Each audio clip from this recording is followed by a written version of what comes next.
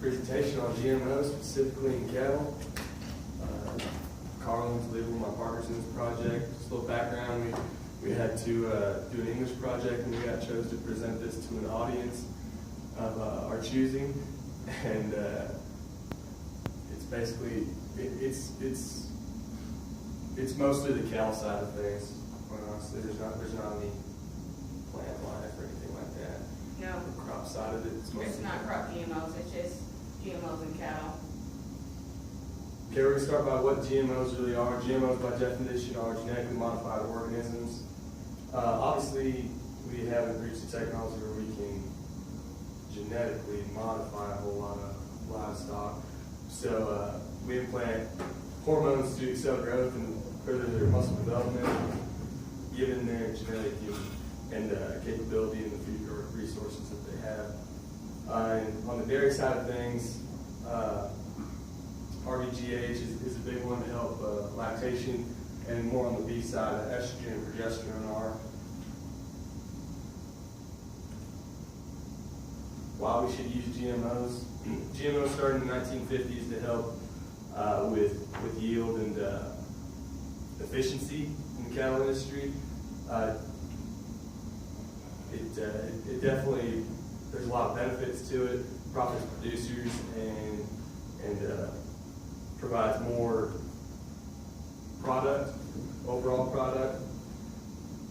Some of the main reasons that GMOs can truly help is obviously fight world hunger. Population growth is huge.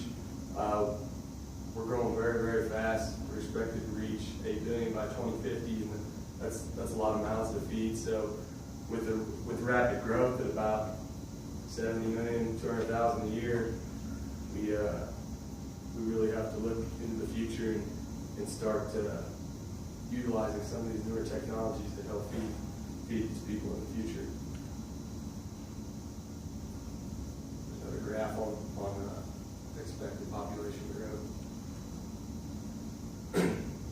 Yeah, so there are claims that GMOs can be unhealthy to consume, and the hormones in them can cause hormonal imbalances in people.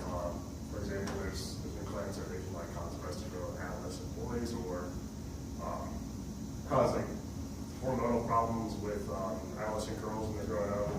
But so far, these claims just don't have enough scientific evidence to prove that they're true. So far, there's nothing backing them, and maybe in the future, scientific research might find something, but the way the trend is going right now, they are safe.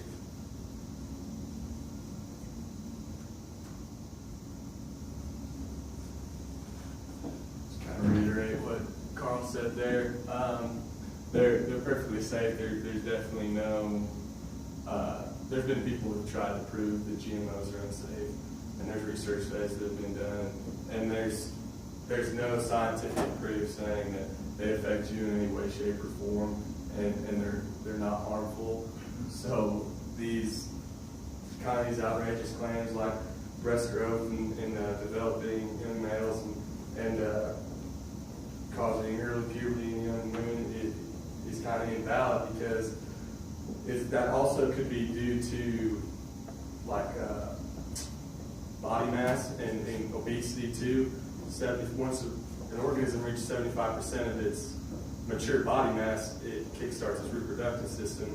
So there's a lot more factors that go into it other than you're eating cattle that have been injected with hormones.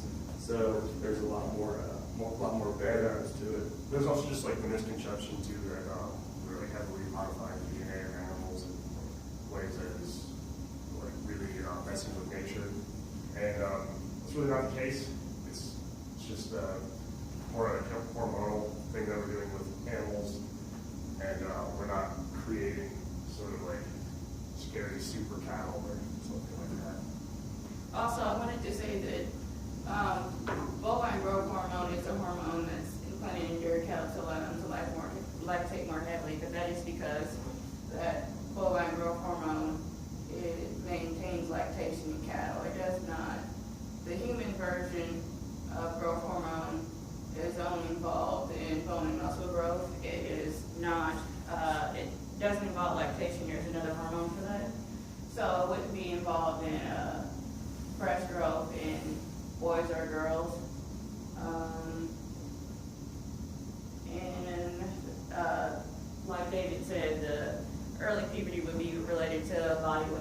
fat content of the person. Can we talk now? Yeah, sure. Yeah. So I think, just before we go any further, you need to make a distinction between talking about genetically modified organisms and hormones in livestock production, right? Because those two things are not related to one another. Yeah. Right. So genetically modified organisms are primarily cereal grains, corn, for example, that are being fed to livestock. And we could talk about strawberries and other things that are being fed or made available to humans. Yeah. But in this case, you're talking about cereal grain crops being fed to livestock, right? And then a totally separate topic from that is the use of growth promoting technologies, primarily hormone implants in cattle, to produce or increase efficiency and gain, increase weight gain, fat deposition, lean deposition. Yeah. And then in dairy cattle, most commonly being administered via injections, it could be given for lactation and milk production. Right? This is you guys are not doing a very good job, I guess, what I would say, in differentiating those two topics.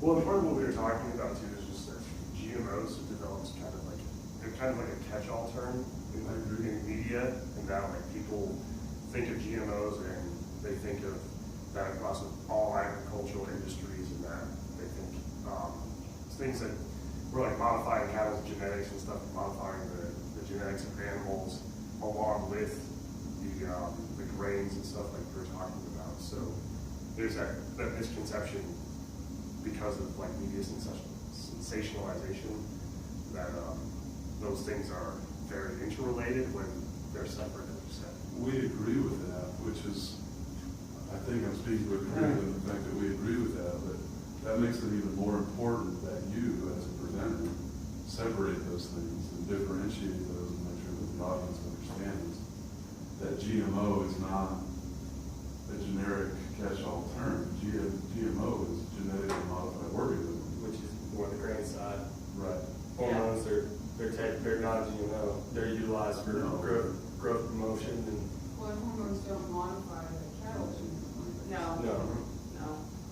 It's just that, I guess, for lack of a better term, we just had to call it GMO, but I guess we should have made it a little bit more of a distinction and say that we can't actually continue to keep calling this stuff a GMO, because it's not genetically modified in any way, shape, or form. So what you're saying then is more, you're promoting the hormone aspect of it then, or you're, making a case for, Yeah. Yes. using hormones in cattle. Yeah. Yeah. Yeah. It kind of started with just that misconception with GMOs that we're modifying cattle and stuff in that way. That's the point of just dispelling that myth with the science and the evidence.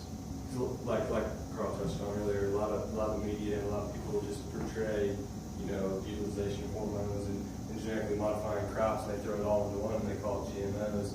When in fact, like you said earlier, that they're actually very different.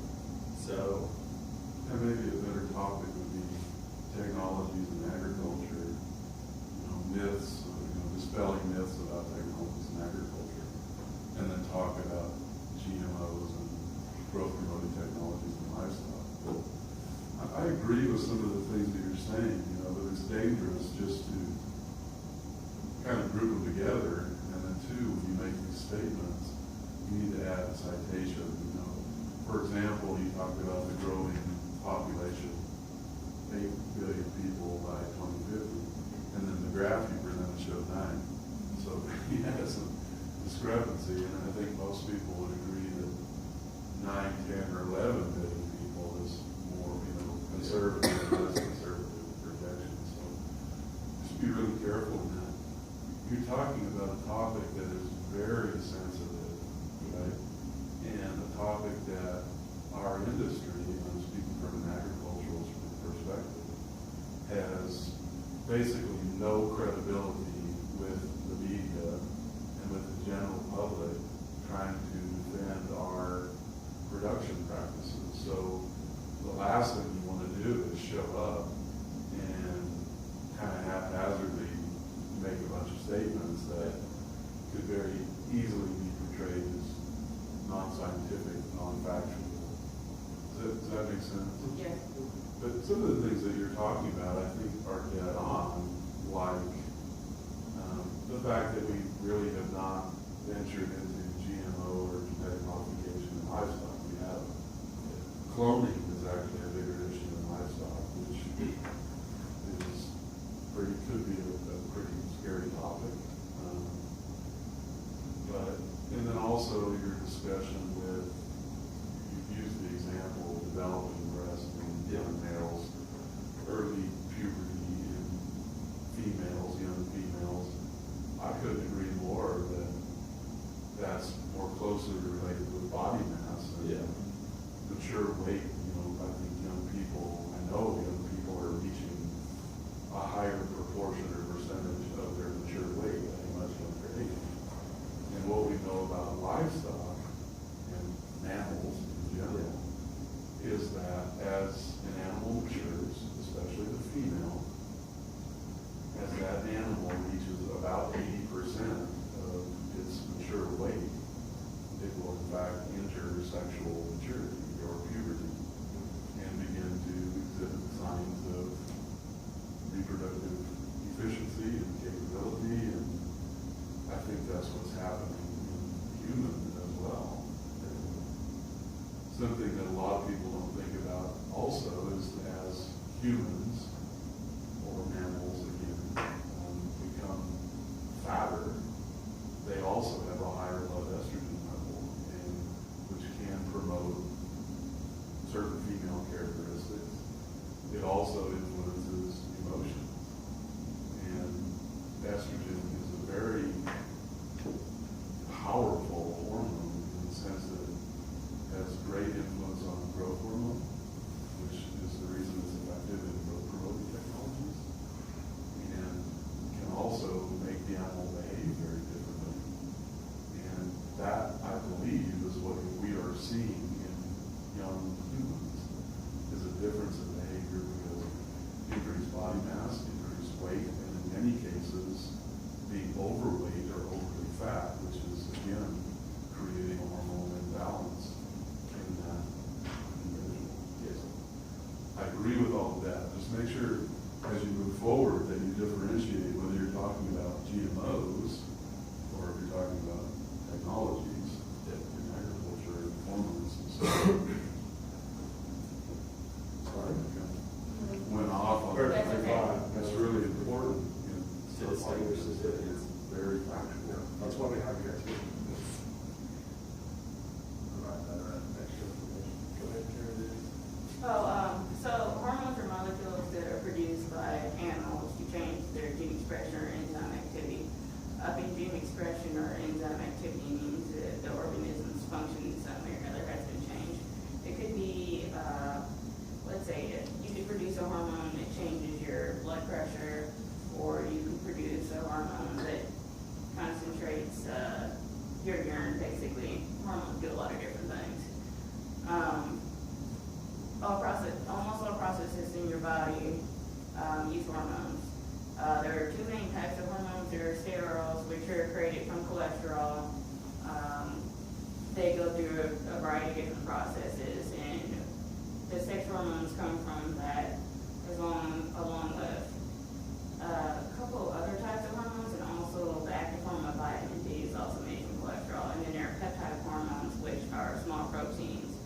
And the difference between the two different types of hormones is that steroid hormones, they travel through the cellular membrane and interact with receptors that are inside of the cell to modify gene expression.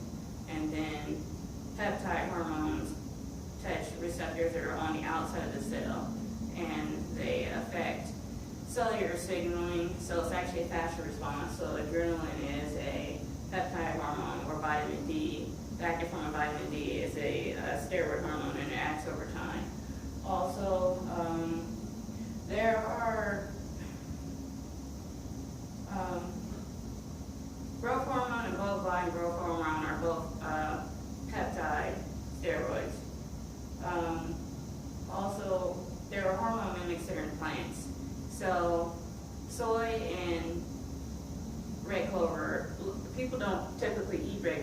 sometimes they're red clover supplements, but in either case, they have high levels of, plant estrogens, which are basically estrogen mimics.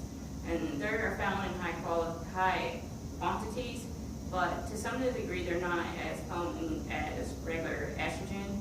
And there are other types of plant, hormone mimics, but the phytoestrogens are the main one that people have been studying. So I'll just add in there, phytoestrogens are plant derived, for sure. I don't know whether or not they're more or less active in the animal, but I do know that if an animal, a beef animal in your example, consumes a very high level of green leafy forages, including clovers and other legumes, their blood or serum estrogen levels do in fact spike. And we do see similar physiological responses from phytoestrogens as we do steroidal estrogenic compounds. So in other words, female cattle that are grazing clover pastures or consuming a high amount of triticale hay or something to that effect will mature more rapidly. Their skeleton will actually ossify and calcify much more rapidly than an animal that is not being exposed to those same levels of phytoestrogen. So clearly estrogen has an impact on physiological activity, on growth, on development. Most data would actually suggest that consuming high levels of these legumes, including soybeans, other estrogen foods that are high in estrogen, soybean oil, soybeans, cabbage, for example, is another really high one. Green leafy vegetables, oftentimes are green leafy plants, are very high in them as well. The data actually suggests that eating a very high amount of those foods is more likely to cause differences in development and maturity than would be consuming beef, or beef that has been supplemented or implanted with hormonal implants. I'm hoping to get into somewhat reasonable levels. Yep. Yeah. Okay.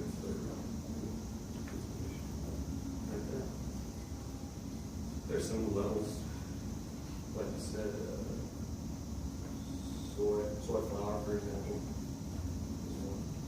So you can see then that like just regular foods we eat on a daily basis, like Chipotle or pinto beans, and you compare that to the steak you might get in one of those burritos, or even if that steak's even been like grazing on like clover fields or something like he said, you're really not getting a significant amount of estrogen from beef compared to those beans. Those beans are going to give you a vastly higher amount. So you can see from the data here that it's really just an insignificant amount in comparison to the rest of like normal human diet. So this is a little different scale than what I've seen this presented on before, because you have nanograms for 500 grams. Yeah. Which 500 grams of beef, Jennifer, correct me if I'm wrong, is 15 ounces of beef. It is. So that's a lot, first of all. And so that's even multiplying more. And that's over a pound, 454 grams per pound. But nanograms per gram, per 1 gram, is parts per billion. And so even this, you're magnifying to a higher level than it's realistic to have consumed any of those foods, for that matter. Even when I do calculations for nanograms to picogram, if you were to eat, let's say, 500 grams of eggs, you would have a massively larger amount of estrogen intake than even what a normal male would have. So even if I were to decrease it to about 100 grams, it's still insanely high compared to normal male free estrogen levels. In females, you have to, you would need to eat a food with a higher concentration of estrogen to actually like eclipse free estrogen. And I know that there's a difference between free estrogen, total estrogen, and bound estrogen, but the free estrogen is basically what mattered in these studies, so that's what I put there. And this graph is basically just showing you the total amount of estrogen that a person would generally have as a percentage of how much they would have during the peak reproductive years, which it looks like it's around maybe 18, and then that starts at 100%, and then when you're in your childhood, you can see that the level is much lower and it steeply spikes, and there's levels for estradiol and testosterone for both males and females in this graph.